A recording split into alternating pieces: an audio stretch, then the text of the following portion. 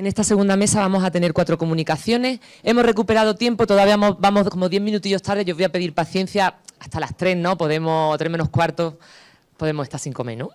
Por lo menos para que ellas estén tranquilas, que esto de que les toque los últimos a veces es un poquillo injusto. Así que nada, en primer lugar, es mi primera intervención pública con gafas y estoy. A ver, María Dolores Rodríguez Gálvez va a intervenir en primer lugar, representando al Comité de Ética Asistencial Costa del Sol, que han presentado la comunicación Transformación metodológica del Comité de Ética Asistencial hacia una ética clínica más deliberativa y formativa.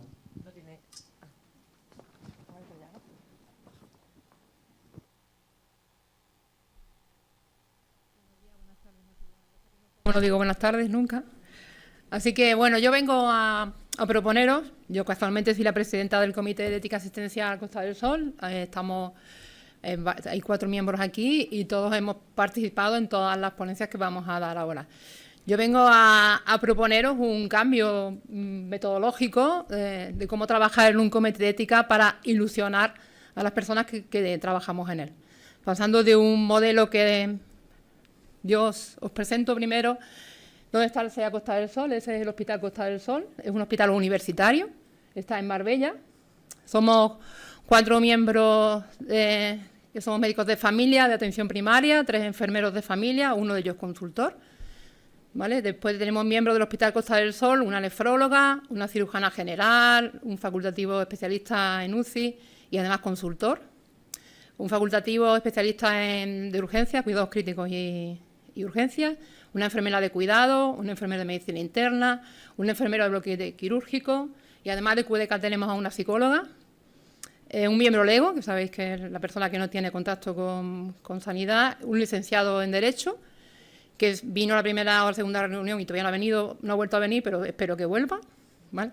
2 graduados en trabajo social, sanitario, uno de atención primaria y uno del Hospital Costa del Sol. Total 18 miembros. Yo os digo, lo que os propongo es que un equipo multidisciplinar, con una cantidad de perfiles que podemos aprovechar para un montón de cosas, como voy a contar ahora. ¿Vale? La misión principal del Comité de Ética Asistencial en el ámbito hospitalario es orientar, facilitar la toma de decisiones éticas complejas en un contexto clínico asistencial. Nos dedicamos, la mayor parte de nosotros, a la clínica y a la asistencia sanitaria. La bioética clínica, en este sentido, exige no solo conocimientos sólidos de principios éticos, sino también habilidades prácticas para deliberar. Siempre hemos hablado mucho de deliberación en los compañeros que lo han dicho todo, y tenemos que aprender a deliberar. Para eso hay que entrenar, porque no siempre hay casos clínicos, pero sí podemos tener casos clínicos ya deliberados por otros comités que podemos ir entrenando las habilidades. Por lo tanto, tanto si son casos reales como si no lo son, es una propuesta muy buena. ¿Qué es lo que proponemos? Pues la importancia de la formación continua y específica en bioética, la necesidad de competencias prácticas en la deliberación ética, bien el método de Diogracia o el Johnson, cualquiera de ellos, pero tenemos que tener habilidades deliberativas. Tenemos que tener una metodología activa y aprendizaje significativo, haciendo discusiones prácticas en los grupos de trabajo y en los comités de ética. Tenemos que fomentar un trabajo colaborativo y una comunicación efectiva entre nosotros. Es decir, antes tenemos que juntarnos, tenemos que saber los diferentes perfiles y saber cada uno lo que aporta. Y después está claro que la mejoría de la calidad asistencial y una atención centrada en la persona. ¿Qué teníamos antes de todo esto? ¿Qué proponéis? Reuniones mensuales, un viernes de 8:15 a 10:30 en el Hospital Costa del Sol en Marbella. Si conocéis Marbella y la carretera de Marbella, sabéis lo que hay en esta carretera, que es un infierno diario. Desplazamientos largos, mucha densidad de tráfico. Miembros que se conectaban por vía telemática por la incapacidad de trasladarse al CEA. Problemas técnicos siempre, la informática siempre falla. La plataforma no funciona, el audio no funciona, no te oigo, más alto, más bajo, total. Orden del día largo siempre, no nos daba tiempo a nada y además escaso tiempo para deliberar casos clínicos importantes. ¿Vale? Por lo tanto, después de todo esto, ¿qué proponemos? Pues esto mismo. O sea, hemos propuesto una reunión cada 2 meses de la jornada entera. Nos han hablado mucho de que tenemos que favorecer la participación en los CEA, pues vamos a intentar que nuestros equipos directivos nos favorezcan la asistencia a los comités, ¿no? Entonces, hemos propuesto una reunión cada 2 meses y reunión de jornada completa. ¿Vale? Empezamos a las 8:30 con bienvenida, un saludo inicial, mientras que se incorporan, no se incorporan, total. Después, formación bioética específica. Hemos hablado de testigos de Jehová, hemos hablado de los escenarios al final de la vida, para explicar un poco los problemas éticos que podemos tener ahí. Hemos hablado de espiritualidad, yo creo que es un tema súper importante. Tenemos pendiente hablar de voluntades vitales anticipadas, de consentimiento informado, de bioética al final de la vida un poco más, de justicia. Todos estos temas tenemos pendientes para seguir tratándolos, ¿vale?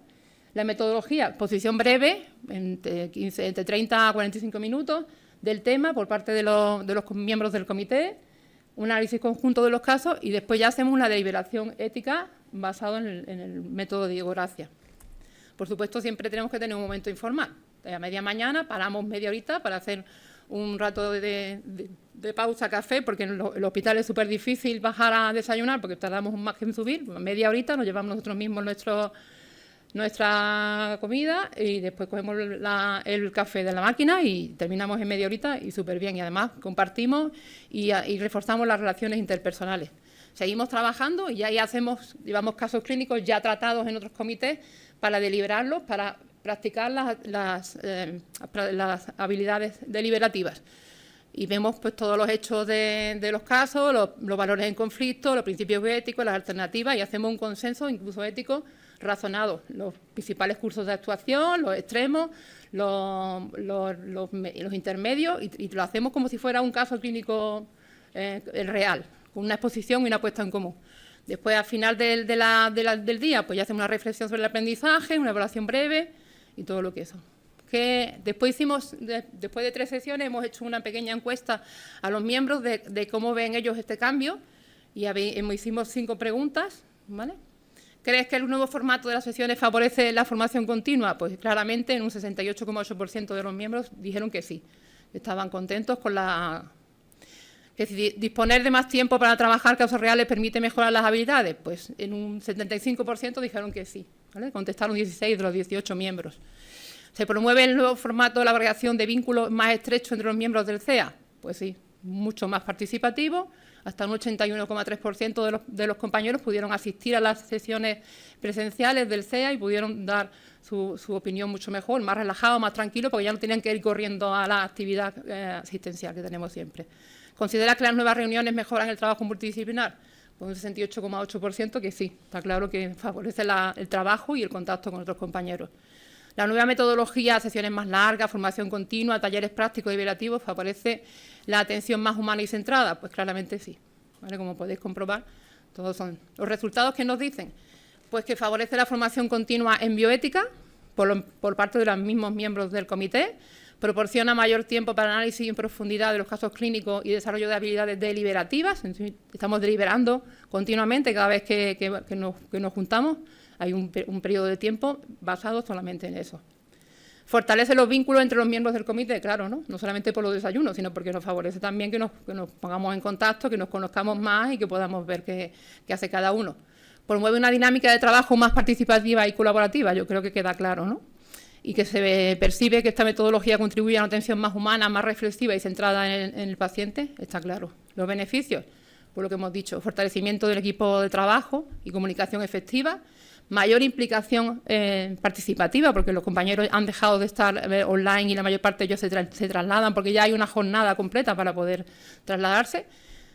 Tomamos decisiones éticas mejor fundamentadas y consensuadas porque hemos ya hecho una práctica previa de deliberación en el comité y además desarrollamos competencias éticas para afrontar situaciones difíciles en la práctica clínica que se nos van a dar sí o sí, ¿vale? Por lo tanto, las conclusiones.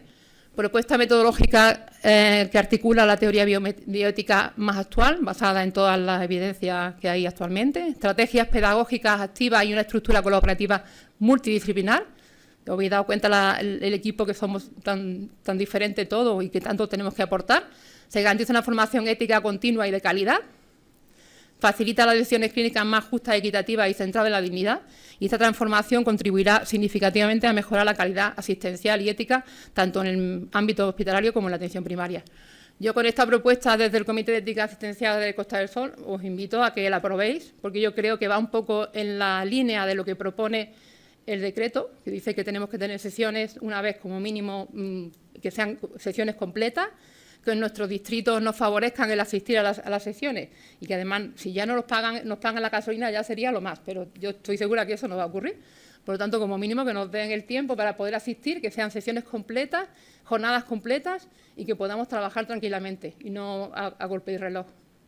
Ya ha habido algún que otro problema por algún que otro servicio que no entiende por qué yo le digo a la nefróloga que tiene que estar toda la mañana en el comité de ética, que encima la mujer se implica y está muy concienciada y que disfruta además, porque le estorba a él cuando tiene que darle las horas. Pero yo creo que eso tenemos que seguir insistiendo en que la forma es esta.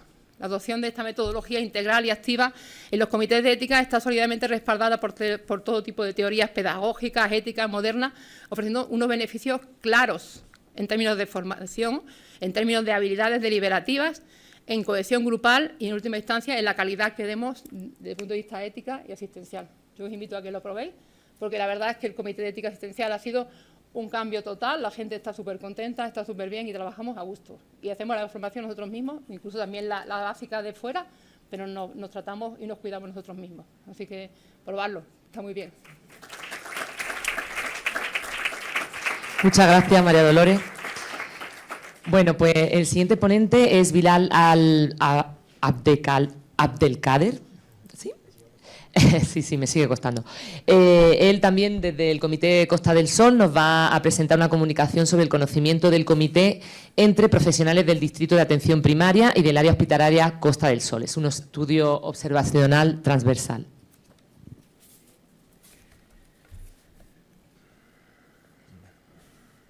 Pues nada, buenas tardes.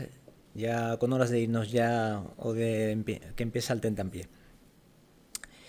Lo que os vengo a presentar un poco es lo que hemos hecho dentro del comité, es también producto de ese cambio, de ese nuevo paso, y vamos a ver los resultados que nos han salido. También hago extensible pues el agradecimiento que se ha hecho pues a cada miembro del equipo del SEA, y tanto los presentes como los que nos acompañan, como también del SEA, de otros compañeros del SEA que he tenido el placer de compartir pues en otro área de gestión.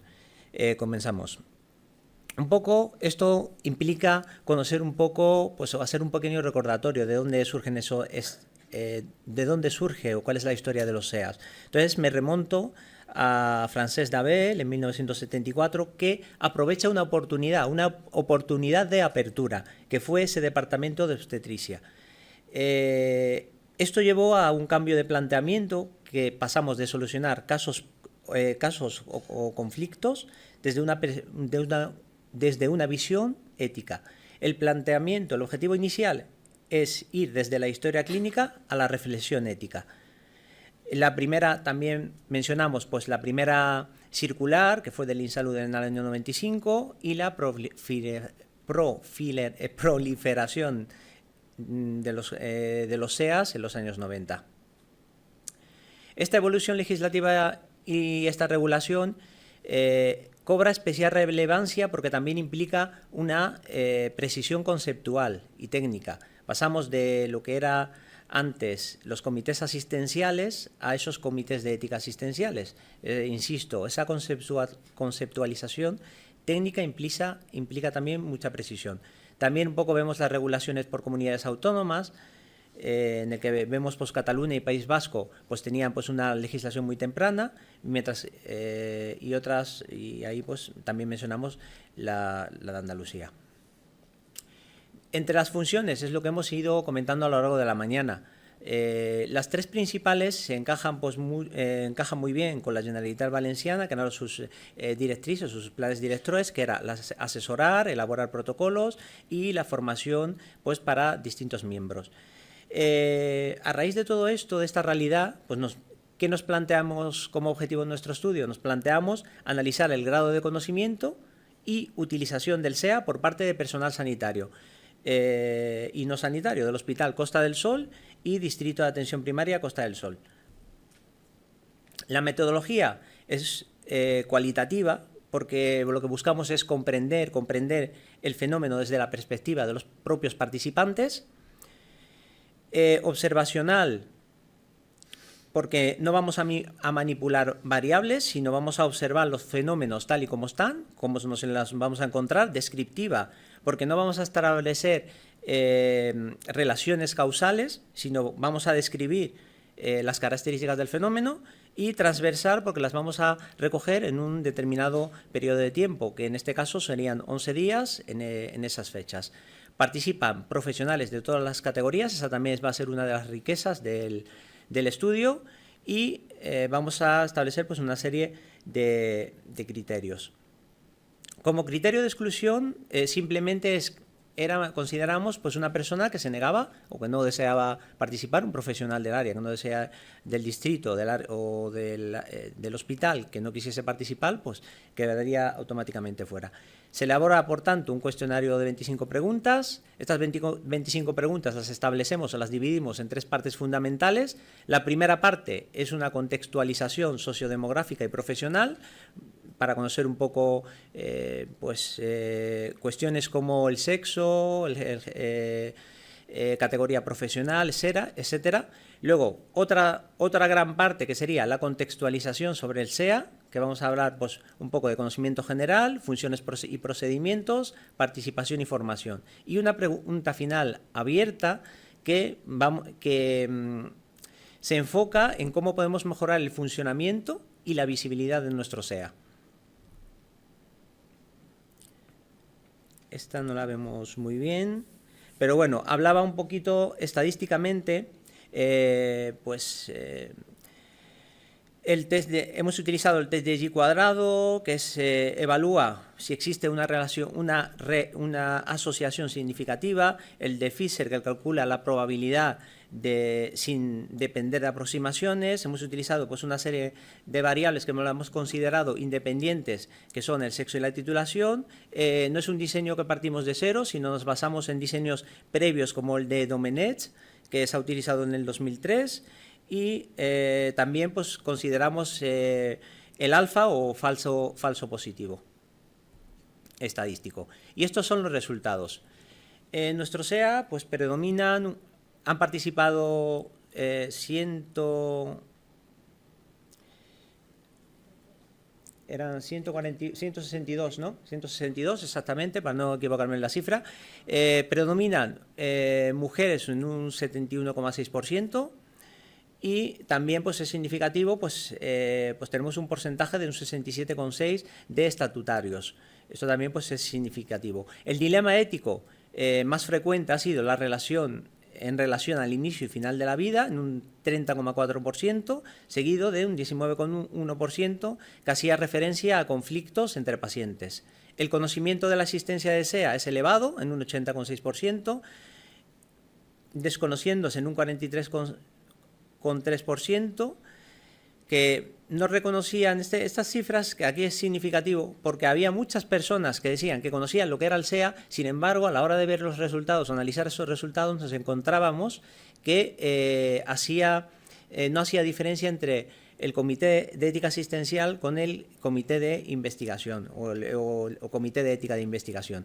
En cuanto a la consultoría, el 97,6% no la ha utilizado, al igual que pues, en la página web, que no se suele consultar. Un 82,6% manifiesta que no ha precisado consultar al SEA, y nos sorprende en algunas de las cuestiones, pues es significativo porque un 38,6% comenta que no se le ocurrió, seguido de un 14,5% que no le dieron la suficiente importancia pues, a ese dilema ético.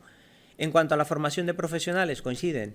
59,9% no ha recibido formación en bioética, al igual que destaca un 88,8% que manifiesta que no ha recibido formación específica del funcionamiento del SEA, y admiten en todos que le gustaría, en un 92%, que les gustaría recibir pues, formación específica. Aquí vemos un poco los resultados de la contextualización sociodemográfica, que hemos apuntado el tema de edad, puesto de trabajo, sexo y la titulación que ejerce dentro del sistema sanitario. Dentro de esta contextualización vemos que, como es lógico, pues los mayores porcentajes han radicado en un 37,6% en enfermería y un 42,4% en cuanto a medicina.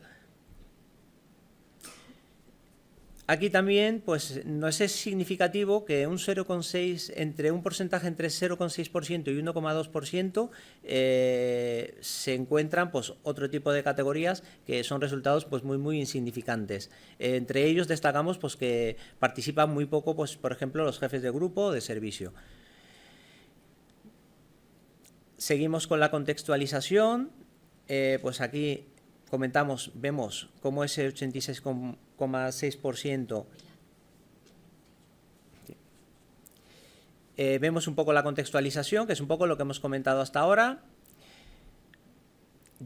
También destacamos aquí cuáles son las funciones, cuáles son los resultados. Aquí mismo el conocimiento, lo que más destacamos es el conocimiento de la existencia de SEA, es un elevado pero pobre en sus funciones. La mayoría desconocía las funciones o ¿qué tipo de conflicto ético?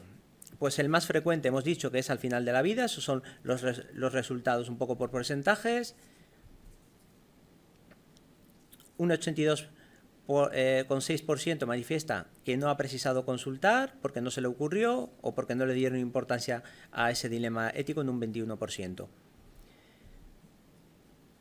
Dentro de, como en la última parte, en la pregunta abierta, hemos establecido, pues la pregunta era cómo mejorar el funcionamiento y la visibilidad del SEA, y un poco en el análisis hemos encontrado que 70 respuestas cualitativamente se englobaban, pues coincidían 40 respuestas en esa sobre la difusión y la visibilidad del SEA. Ahí, pues, la propuesta que hacían, pues, era carteles, acceso, visitas, es decir, es un poco lo que hemos visto a lo largo de la mañana.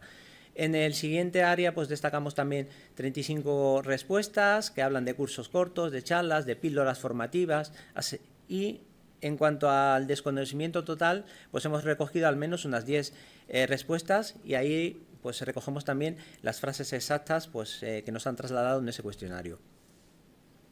Como conclusiones, destacamos, pues, la alta demanda de la visibilidad de formación práctica, la necesidad de mejorar esos canales. Los SEA son como una herramienta fundamental para humanizar la atención. Y ¿por qué, si son tan útiles, siguen siendo tan poco conocidos o utilizados? Esta es un poco la reflexión que mandamos. Porque lo que no se ve, no se consulta, lo que no se explica, no se entiende. Y el SEA no debe ser un recurso lejano e invisible. Nuestra apuesta por darle voz, rostro y presencia es una oportunidad para avanzar hacia una atención más humanizada, reflexiva y compartida. Y esto, pues, es un ejemplo del Costa del Sol que hemos dado, pues, ese paso. Gracias. Muchas gracias, Bilal. Pues la siguiente intervención va a ser de Verónica, psicóloga clínica, del Comité de Ética Asistencial de Málaga, que viene en representación de varios miembros del comité, y nos va a hablar sobre la entrevista de deliberación en el proceso de solicitud de eutanasia, acompañar desde la ética. Hola, buenas tardes a todos y a todas, a los presentes y a los que nos están viendo desde sus casas, y muchas gracias a la organización por aceptar y seleccionar esta comunicación, pues que surge de una necesidad que se incrementa tras nuestra participación como miembros de los equipos referente LORE, ¿no? Y es que la LORE introduce un nuevo escenario en el que va a generar nuevas necesidades clínicas, éticas y comunicativas. La LORE establece como aspecto fundamental el proceso deliberativo, que se da en dos momentos principales, ¿no? Tras al segundo día de la primera solicitud y al segundo día de la segunda solicitud. Pero tenemos que tener en cuenta que todavía la comunicación en salud es la herramienta terapéutica más improvisada, que es algo además especialmente difícil cuando estamos tratando situaciones de sufrimiento existencial o de toma de decisiones o de atención al final de la vida. En este contexto, pues aclarar, ¿no?, que la entrevista de deliberación no es solamente un procedimiento formal de la eutanasia, de esta prestación, sino que es un proceso relacional y constituye un momento clave en todo el proceso de solicitud de la eutanasia, pero aún carece de una guía metodológica que esté ampliamente consensuada y difundida por todos los profesionales, ¿no?, y que esta guía, pues, tenga una perspectiva ética, respetuosa y basada en un modelo de atención centrado en la persona. Y este es el objetivo de esta comunicación, el poder desarrollar una entrevista de deliberación en este contexto.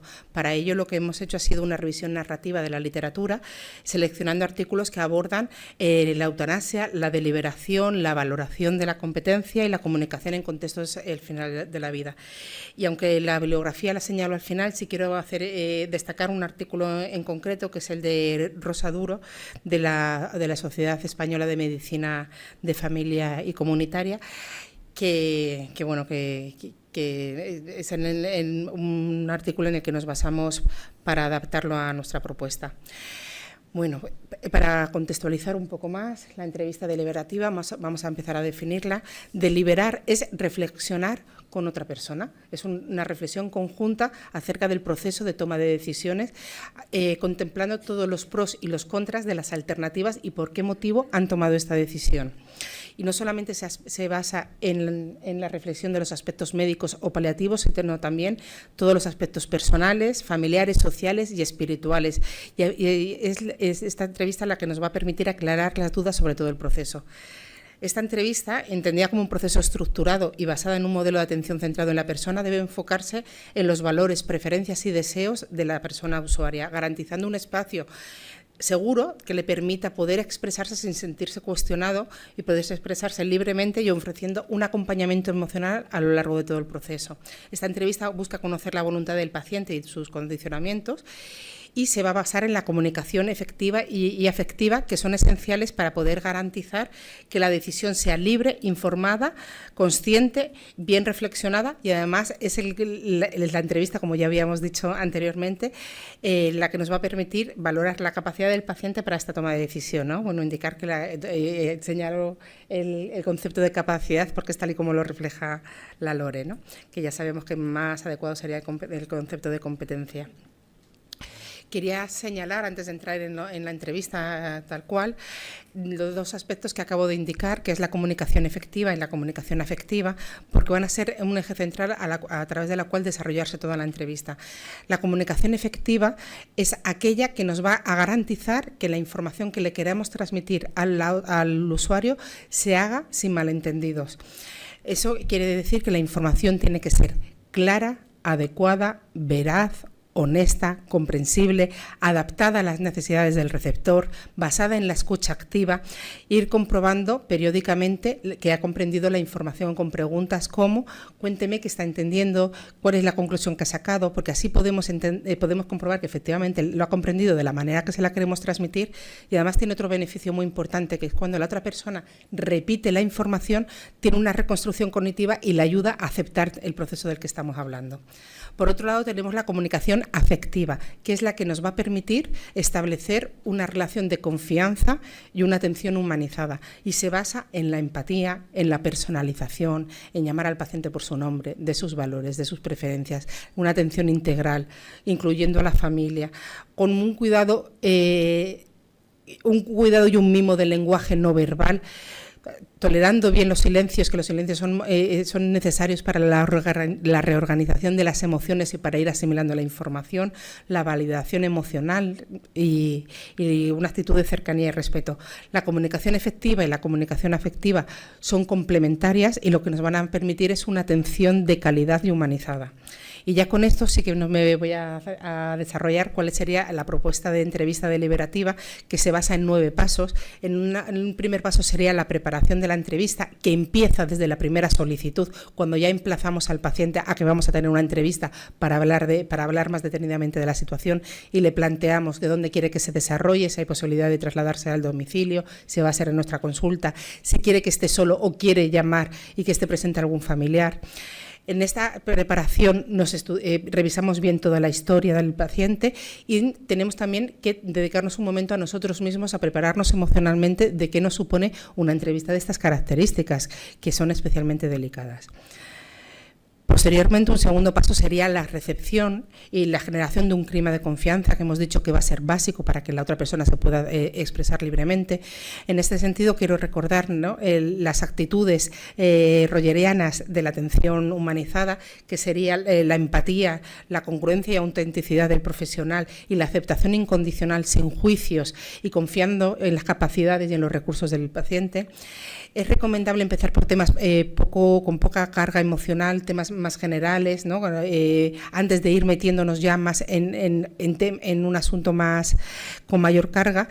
Y lo que vamos a hacer es explicarle de manera clara y comprensible el pronóstico el propósito de la entrevista y su importancia en el proceso, ¿no? Podemos empezar como: buenos días, hoy hemos quedado para reflexionar sobre su solicitud de ayuda para morir. Quisiera conocer mejor su decisión y asegurarnos de que tenga toda la información y el apoyo necesario. Posteriormente, otro paso, el tercer paso, sería los conocimientos y la comprensión sobre la enfermedad, el pronóstico, alternativas terapéuticas y paliativas. Es importante empezar explorando los conocimientos que tiene el paciente y sobre estos conocimientos aclaramos dudas y ampliamos la información, ¿no?, con preguntas: cuénteme qué sabe de su enfermedad y de cómo va a evolucionar. Otro cuarto paso, área de valoración serían los conocimientos y la comprensión del procedimiento de la eutanasia. Igualmente le preguntamos qué sabe del proceso, qué espera, cómo cree que se va a desarrollar. Y le explicamos detalladamente la manera, cuál es todo el procedimiento, cómo se llevaría a cabo, las alternativas, y asegurándonos de que el paciente tenga toda la información necesaria. Posteriormente también exploramos las motivaciones de la salud. Este es un momento importante para explorar sus preferencias, sus valores, su trayectoria de vida, y para indagar los motivos que llevan a solicitar la eutanasia, si son en relación a la situación actual o tienen un contexto más profundo, ¿no?, y más amplio, y influyen otras variables también, ¿no? Y podemos preguntarle cuándo y cómo empezó a pensar sobre la eutanasia, qué le ha llevado a decidir finalmente solicitarla, qué significa para él. Si el paciente nos da motivos muy generales, podemos pedirle que nos concrete, ¿vale?, y que nos explique un poco más, pues, qué entiende por determinadas cuestiones, como por ejemplo la dignidad, la independencia, la autonomía. Un siguiente paso, el sexto paso, sería la exploración de su estado de ánimo y de sus preocupaciones, ¿no? Abordar los miedos. Es normal que estamos hablando con una persona que tiene un sufrimiento, que es el que le ha llevado a esta situación y a esta solicitud, ¿no? Y abordar los miedos que pueda tener, cómo es su experiencia de sufrimiento, cómo vive la despedida de la familia, ¿no?, cómo se confronta contra su propia finitud, y la exploración de posibles barreras que puedan tener para desarrollar la situación de una manera más serena, ¿no? Le podemos preguntar, pues, preguntas abiertas: cómo se encuentra de ánimo, hay algo que le preocupe, tiene miedo, ¿no? Y también hay una pregunta importante, que si hay algo en contra de seguir adelante. Esto nos va a permitir también que la otra persona reflexione más sobre sus motivaciones. Exploramos también su contexto social y familiar y cómo están viviendo su decisión y qué apoyo está percibiendo por parte de ellos, ¿no? Con preguntas como: de todo lo que estamos hablando, ¿qué opinan sus personas cercanas? Un octavo área de valoración sería indagar sobre posibles motivos para reconsiderar la decisión. Esto es importante realizarlo al final de la entrevista, cuando ya hemos ido reflexionando conjuntamente, cuando ya a través de toda esta entrevista la persona ha podido tener mayor contacto, ¿no?, pues con sus valores, con la situación, con toda la implicación que lleva. Y esta área lo que nos va a permitir va a ser explorar posibles factores que pudieran ser corregidos, o ayudas que le supondrían reconsiderar su decisión, ¿no? Y podríamos preguntarle preguntas tipo: ¿qué tendría que ser diferente en su vida para que usted no deseara la eutanasia? ¿O qué tendría que pasar para que cambiara de opinión, ¿no? Y esto finalmente le va a servir también para reafirmarse en su situación, o para replantearse también otras cuestiones, ¿no? E informarle, como en todo procedimiento y como en toda actuación, que puede cambiar de opinión en cualquier momento. Y fundamental es el cierre de la entrevista. En el cierre de la entrevista le preguntamos, ¿no?, si hay algo de lo que ya hemos hablado que hay algo que no hayamos hablado y que quiera preguntar, que quiera consultar, que nos quiera explicar. El cierre de la entrevista es un momento para concluir la entrevista agradeciéndole la confianza depositada en nosotros, ofreciéndole un apoyo continuo y la disponibilidad para futuros contactos si surge alguna duda o tiene otra necesidad de seguir hablando con nosotros, porque como decíamos, la comunicación no es un acto puntual, sino que es un proceso que se va dando a lo largo de todo el tiempo, todas las veces necesarias. Le garantizamos que su decisión va a ser respetada en todo momento y que estamos aquí para acompañarle en todo el proceso. Como conclusiones, pues la entrevista de deliberación es una herramienta ética y clínica fundamental para garantizar la autonomía del paciente, el respeto a su dignidad y la calidad del proceso asistencial. Un acompañamiento profesional compasivo bien estructurado facilita que las decisiones sean libres, informadas y ajustadas a la ley. Y además las habilidades de comunicación y relacionales son un factor protector para el bienestar del profesional, para evitar la fatiga por compasión o para evitar el burnout. Es importante que el profesional vaya desarrollando estas habilidades y especialmente en estos escenarios. Y ya por último, impulsar protocolos como este es clave para consolidar una práctica clínica respetuosa y reflexiva en un contexto tan sensible como es la solicitud de la prestación de ayuda para morir. Pues nada, la bibliografía en la que me he basado y muchísimas gracias por vuestra atención. Muchas gracias, Verónica. Bueno, pues en último lugar, y no menos importante, y además no te voy a decir nada del tiempo, Paloma Muñoz, ella viene de un comité de ética de la investigación, del Comité de Ética de la Investigación de Granada. Todos los demás han sido comités de ética asistencial, pero te damos especial bienvenida porque también os aceptamos. Y no, además nos va a hablar de un tema muy interesante que son los cruces entre la ética de la investigación biosanitaria y la ética asistencial. Nos va a hablar sobre un análisis de la práctica de los comités. Así que Paloma, muchas gracias cuando quiera. Buenas tardes a todos. Bueno, yo lo primero agradeceros a la organización que nos hayáis dejado este huequito en vuestras jornadas asistenciales a un comité de investigación, ética de investigación. Yo creo que vais a ver lo interesante del tema, ¿no? Y qué es lo que nosotros tratamos en el comité de investigación. Bien, como os he hablado esta mañana, el decreto 8/2020 es el que actualmente está regulando a los órganos de ética de Andalucía. Como se ha comentado también, ha habido una serie de cambios importantes en este decreto del 2020 con respecto al del 2010, pero a mí concretamente los que me interesan hoy para mi comunicación es que se refuerza y se fomenta la colaboración entre los comités de ética asistenciales y los comités de ética de investigación y que además es obligatorio incluir a un vocal de los comités de ética asistenciales en los comités de ética de investigación y que tenga, lógicamente, formación en bioética. Eso ya es sabido. Bien, pues dicho esto, el objetivo de esta comunicación es revisar los aspectos evaluados en los proyectos de investigación presentados al Comité de Ética de Investigación que pueden tener implicaciones para la ética asistencial y hemos utilizado una metodología de consenso basada en la experiencia de los autores como vocales del Comité de Ética de Investigación y en concreto dos vocales que son también pertenecen a comités de ética asistencial. Quería hacer un inciso aquí para mencionar a nuestro compañero Jesús Cardona, que ha fallecido recientemente, el cual pertenecía a nuestro comité de ética de investigación y venía en nombre del Comité de Ética Asistencial Metropolitano de Granada, y destacar su gran profesionalidad y sobre todo lo buen compañero que ha sido nuestro y bueno, que lo echamos muchísimo de menos. Bien, pues en primer lugar quería comentarle que frecuentemente se asume que cuando un profesional tiene el doble rol investigador y asistencial, parece ser que se asume que pueda utilizar los datos que aparecen en las historias clínicas de los pacientes por el simple hecho de que son sus pacientes, a lo mejor de su consulta o uso de sus muestras biológicas. Esto no se puede realizar, es totalmente incorrecto. Se sabe que para poder hacer uso de datos de las historias clínicas o uso de muestras biológicas que se han cogido en la clínica o en la asistencial, se necesita del consentimiento previo del participante, en este caso el paciente, y en caso de no poder hacer uso de este consentimiento, sí basarse en una base de legitimización, como puede ser la 17ª de la Ley de Protección de Datos. Por lo tanto, creemos importante que hay una gran necesidad de formación en cuestión de protección de datos en los profesionales.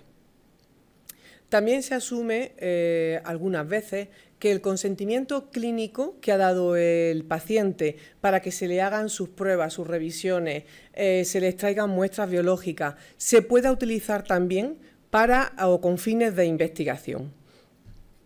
Todavía estamos recibiendo en el Comité de Ética proyectos que tenemos que evaluar que nos presentan consentimientos informados que al final aparece una casilla en la que pone podemos hacer uso de sus datos, de sus muestras biológicas o de las imágenes que obtengamos para futuras investigaciones.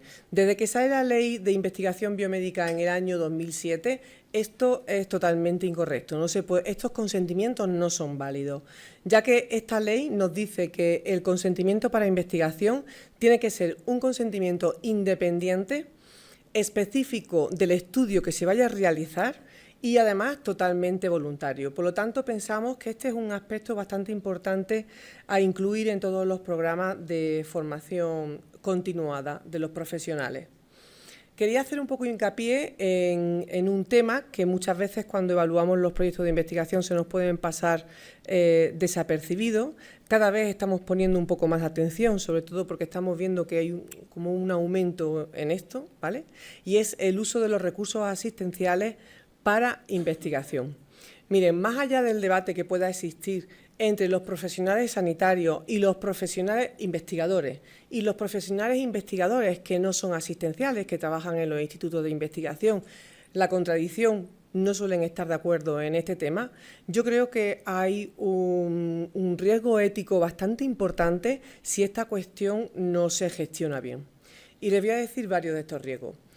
Uno de los riesgos éticos que podemos encontrarnos es la reducción del acceso a pruebas o a tratamientos de pacientes que lo necesitan con fines asistenciales y que se priorizan más a los pacientes que están incluidos en un estudio de investigación. En este caso, la solución podría ser que los comités de ética valoraran el posible impacto que tienen este tipo de estudios y la cantidad de pruebas que se van a hacer en las listas de esperas, que ya, como saben, es un problema bastante importante. Otro de los riesgos éticos que nos encontramos o que pueden aparecer es el posible privilegio o trato de favor involuntario, ¿vale? Lo he puesto en mayúscula, involuntario, hacia ciertos pacientes por pertenecer a un estudio, por formar parte de un estudio, y de ciertos investigadores sobre otros, a lo mejor investigadores que están trabajando en una unidad de gestión clínica determinada, que disponen de estos equipos que necesitan para sus proyectos de investigación y que a lo mejor lo están usando incluso en horario asistencial laboral. En este caso creemos que es muy importante la transparencia en los criterios y en las formas de inclusión de los participantes, y los comités deben de valorar el posible impacto sobre la actividad asistencial que tienen estos proyectos. Otro riesgo ético es usar recursos públicos que, como todos ustedes saben, tienen costes y en algunos casos muy elevados, y hablamos tanto de personal, de pruebas diagnósticas, de uso de quirófano, sin un retorno de estos costes al sistema. Esto puede hacer que caigamos en un uso inadecuado de los fondos públicos con la importancia que tiene esto, ¿vale? En este caso es súper importante que el centro deba de autorizar que se hagan estas pruebas en su centro asistencial, pero siempre con conocimiento de qué es lo que se va a realizar, qué pruebas son las que se van a realizar y en qué número, porque no es lo mismo que se diga en mi proyecto voy a hacer 5 resonancias magnéticas o 10 resonancias magnéticas, a que voy a realizar 200 resonancias magnéticas en un pre-post a 100 pacientes de un estudio de investigación, ¿de acuerdo? Y también valorar las compensaciones que se puedan, ya que todos los proyectos de investigación suelen tener una fuente de financiación con la cual deben de justificar o hacer, llevar a cabo el coste, ¿no?, de estas pruebas. Y por último, utilizar pruebas o intervenciones no previstas clínicamente. Esto yo lo veo como un doble problema ético. Primero, que al paciente no se le explique bien que la prueba que se le va a hacer es porque está dentro de un estudio, ya que si no estuviera dentro de ese estudio no se le realizaría esa prueba, y en este caso pues la información en el consentimiento informado tiene que ser muy claro y muy específico sobre los estudios, y después un problema ético importante que recae en los primeros que hemos hablado, es decir, que en horario asistencial se estén haciendo pruebas para estudios que no estén contempladas dentro de la clínica.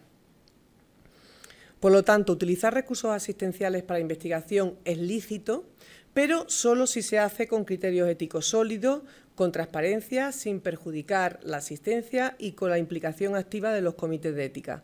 Solamente en estos casos la investigación no sería una fuente de desigualdad o una sobrecarga para el sistema. Y por último, para cerrar, quería hablar sobre una reflexión sobre la inducción terapéutica. Bien, muchas veces se nos presentan proyectos de investigación que son estudios en vida real, que son prospectivos, no hay autorización, no hay grupo control, no existe una evidencia científica importante y algunas veces podemos detectar que no se está utilizando el mejor tratamiento disponible para el paciente. Entonces aquí se crea un gran dilema ético. En estos casos tenemos que pensar, ¿estamos tratando o estamos investigando? Y no es lo mismo. Tenemos que mantener un equilibrio entre generación de conocimiento y derecho a recibir el mejor tratamiento posible para los participantes, y cuando este equilibrio se rompa, como aparece en esta balanza, que pese más la generación de conocimiento, podemos entrar y poner en compromiso la ética tanto asistencial como la ética de investigación.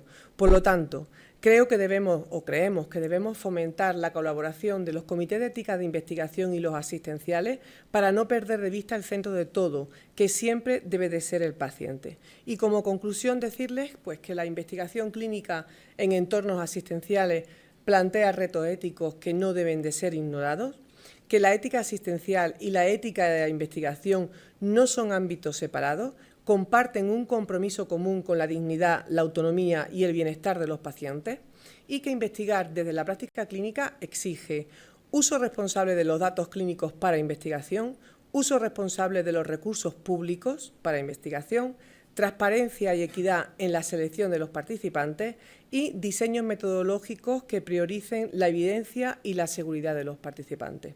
Muchas gracias.